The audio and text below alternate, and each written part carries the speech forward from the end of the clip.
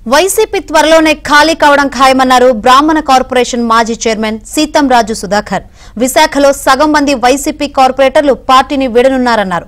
పార్టీలో కష్టానికి తగ్గ ప్రతిఫలం దక్కలేదని ఆవేదన వ్యక్తం చేశారు. ఏ పార్టీలో చేరేది ఇంకా నిర్ణయం తీసుకోలేదన్నారు. ఎమ్మెల్యే వాసుపల్లి మద్యం పంపిణీ వ్యవహారంపై ఆగ్రహం వ్యక్తం చేశారు. ఎమ్మెల్యే ఎక్సైజ్ చట్టాలను ఉల్లంఘించారని ఆరోపించారు.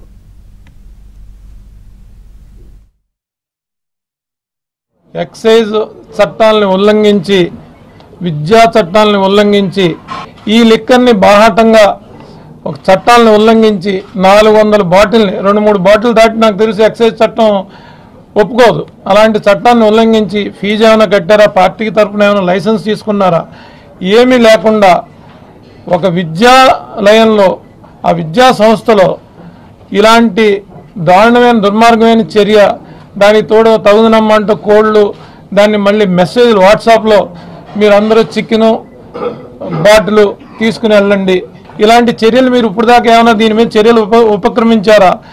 ఉపక్రమించకపోతే మేము దీన్ని చట్టం ద్వారా దీన్ని కేసులు వేస్తాం. తగు డిపార్ట్మెంట్లని విద్యా సంస్థ ద్వారా, విద్యా సంస్థలు ఇలాంటి వాటికి ఆలవాలంగా చేయడానికి ఎవరు దీనికి పర్మిషన్ ఇచ్చారు? డిఓ గారిని కానీ, కమిషనర్ గారిని కానీ, ప్రిన్సిపల్ సెక్రటరీ. విద్యను బోధించడానికి లైసెన్స్ ఇచ్చారా? అసలు ఎన్ని లైసెన్సుల మీద ఎన్ని స్కూళ్ళు నడుస్తున్నాయి, ఎన్ని కాలేజీలు నడుస్తున్నాయి అనే దాని మీద కూడా మేము దీని మీద ఖచ్చితంగా ప్రశ్నించడం జరుగుతుంది.